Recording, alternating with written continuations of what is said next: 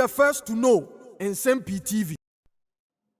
Abusua ya mwakwaba edoba Nsem-Pii TV. Na mene wo kasai sesi a Alexander Afenyo Markins, the majority leader and also the MP for Afenyo constituency.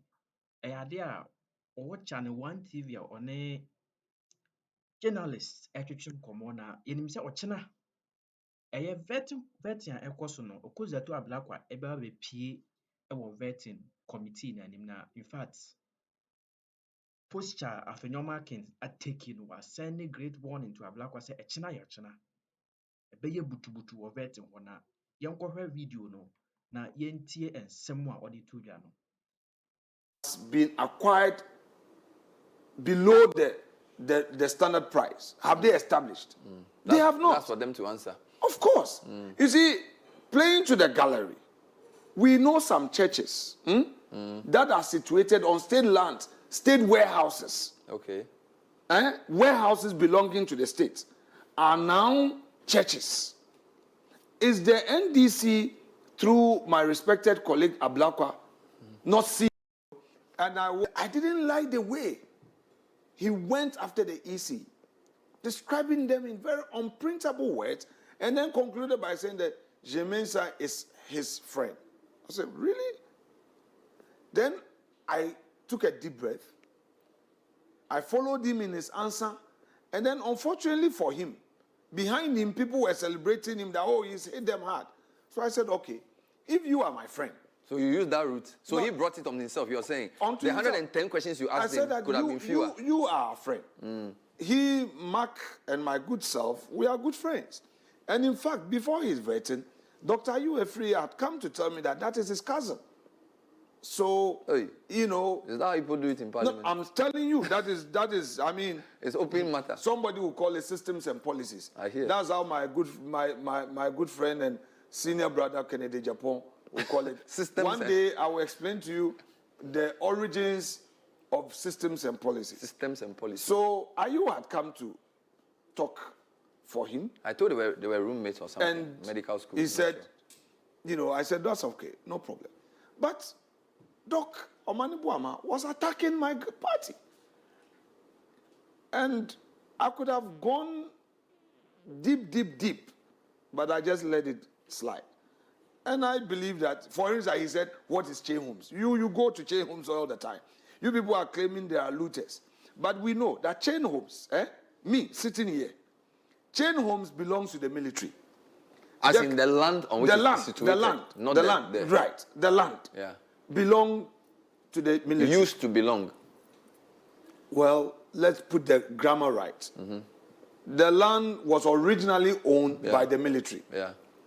Somebody close to his party, a businessman, took it by force without any acquisition properly so-called. The military drove the person out not once, not twice, several. Then eventually, some regularization was done on the documents. And today, we know who live at chain homes. You forget about this. Then you come and say that an MPP, they are looters, and they are this, and they are this. And I was trying to draw his attention. That look, this thing that you people are saying, you go to Cantonment, Laboni, Roman Ridge. Even behind him, there were people who were supporting him that I know they've acquired state lands at Ridge in their name, and I know. But what method did they use? I think that's the argument. I'll get there. Yeah. But you get out and you say, some people are looting. And it hurts with respect. If something is wrong, it is wrong. But don't go attacking people when you know that they have not done anything wrong. But should the vetting be about equalization or about the suitability of the candidate? Well, in politics, if somebody wants you down and he's double speaking, he's being hypocritical, there's nothing wrong if you have to expose a person. All right? Why would you come and create an impression that the MPP brand is a brand of looters. No. I have not looted. Is that why you land. keep asking about where they live? Of course. And how they got the land? It is deliberate with the So greatest you are respect. equalizing? I'm not equalizing. But I want to point out to them because when they come, some of them... But where a person lives is not the same as by so that force is why- taking a no, no, land no. at a low No, price. Is that not the issue? You see, have they established that any land has been acquired below the standard price? Have they established? They have not. That's for them to answer. Of course. You see, playing to the gallery, we know some churches that are situated on state land, state warehouses. Okay. Warehouses belonging to the state are now churches. Is the NDC, through my respected colleague Ablakwa, not seeing this? And is Mr. Ablakwa known? Mr. Ablakwa saying that he doesn't know that some state land in prime areas where we are state warehouses are now churches, and that there is no such record as to how the acquisition was done? So are you saying he's picking and choosing what to... Because he's a politician. Exactly the point. Politics, well, right? So exactly the point I'm making. And go to airport. All right. So I think that the way our friends try to paint us is what I find unfortunate. They do that for power. But you also do that in opposition. When MPP was campaigning, you also caricatured. He said Mahama was incompetent. You showed all the things he did wrong. Wait. Is that not... You're talking about politics now. I'm not. Is that not fair game for politicians? So should you bring that into vetting of governance? Because I want to distinguish between the politics you do on the platform and when you are on a stage to vet a candidate for the office of, say, defense minister. Is that the place to continue the politics? Should that not be more suitability, the rule of law and those kinds of things? In my view, respectfully, the suitability includes what you've said. As I'm on this, your platform, you are asking me questions. If I'm going to vie for any office and I have to be asked questions, what I've said would matter. Okay. How I conduct myself will matter. Whatever I've done in the public space will matter, including the policy I seek to drive. Fair enough.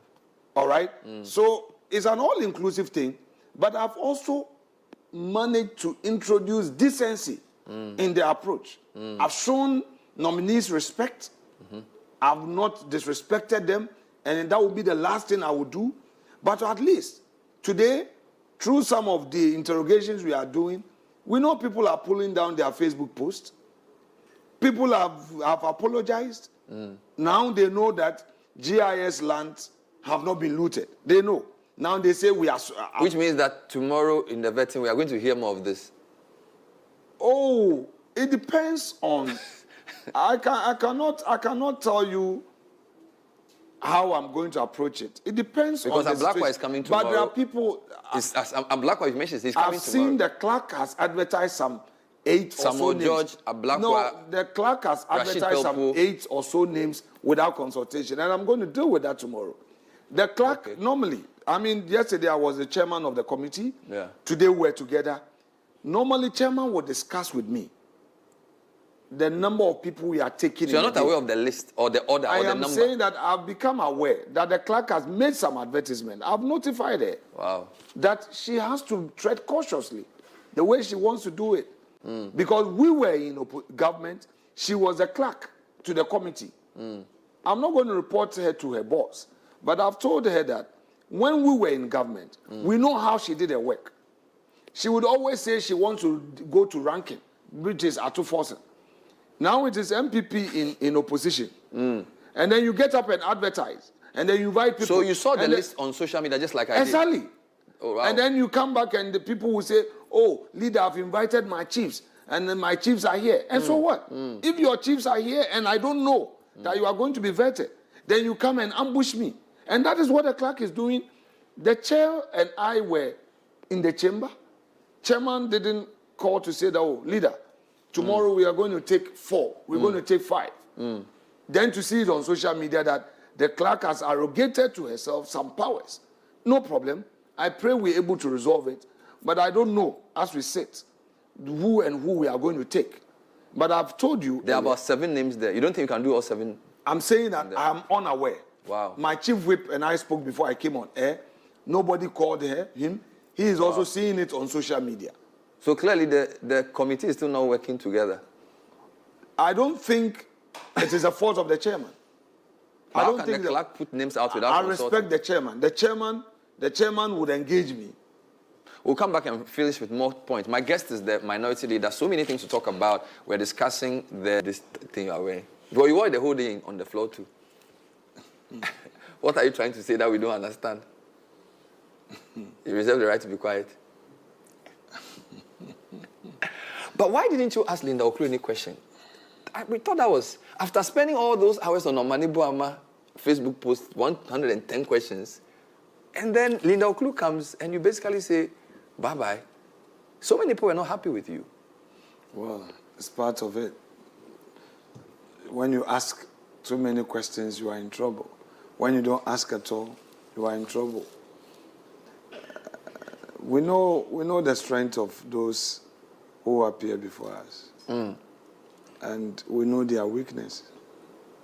So sometimes you look at certain situations and you would want to Were you pressed for balance it time? off. Because It wasn't a you had matter of time. more. No. It wasn't a matter of time. No, it wasn't a matter. Were you, because of the chief, because he came to interview, because you said on the floor that because she mobilized from both sides, and you know what she can do, but you know what everybody else can do. But those who are placed at the lowest ebb of fortune's wheel are equally entitled to our regard, aren't they? So why did you not ask her even one question? Those who are placed at the lowest ebb of fortune's wheel are equally entitled to our regard, aren't they? I still don't understand how that relates to the question I'm asking. It does. Were you feeling sorry for her? That she was nervous or something? Because, I mean, by the way, this is the Greater Accra region. This is a region with a lot of problems. I've heard you on this. You've made this. Yes, so I submission. want you to explain to me.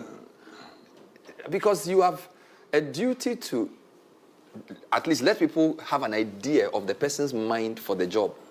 And you did not do that. So that's one of our failings, isn't it? So are you going to revet her? No, I'm saying that's one of our failings, isn't it? No, you can't just let No, I'm that. asking you. No, I want... But we passed there. She was part of those you who... passed there? Yes, we debated the report. You know. So what did you debate, since you didn't do anything? No, but in J.H. Mensah, the Supreme Court did not say that when nominees appear before the appointment committee, they must necessarily be asked questions. That's not what the But that's law. But I'm talking governance. Law and governance is not always the same. No, you see, something can be lawful, but it may not be good But governance. they go together. J.H. Mensah needed the law to enforce the governance views But he there's held at the public time. policy. You are Mr. No, Markins it's said part you are a committee which is a public-facing committee. Right. We are in a democracy that is admired across the world. Well, it's one of those things that you would disagree with us, but that's all. I'll leave that with you. So it means you have no reasonable justification for what you did. Oh, I would disagree with you, but what I'm saying is that you have every right to disagree with us. So that's why you leave it. You won't give us any further reasons for not vetting her at all. I've given you, but you've decided not to mind me. No, I didn't understand the answer you gave. What did I say? That You didn't quoted, understand? you gave me a quote, which I did not understand. Maybe you can repeat it one last time. I said that those who are placed at the lowest ebb of fortune's wheel are equally entitled to our regard. Those who are placed at the lowest ebb of fortune's wheel are equally entitled to our regard. And this is in reference to Linda Okudzeto. No, I've not said that. But Okay. I was just, leading you to a point. I see. Well, let's move to a few more things. Now that you are in opposition, you've said that you've not even started opposing. Is that to mean that when the dust settles, we are going to see a more forthright and Constructive. strident, I want a word, strident opposition? Because this is more like courtesies of getting the government formed. That's what you're trying to say. Yeah, basically that's the point. The government needs space to settle in. You can't be seen to be pounding them from day one. That's not the right way. They need to have the government in place. Ministers must take responsibility. So far, I think that they are dodging the question. Instead of owning their policies, they're behaving as if they are down doing matramakwe, and setting up committee here, committee there. I don't see the essence of the committees they are setting up. You say you have a policy. You've enacted that policy in your manifesto. Roll it out and own it.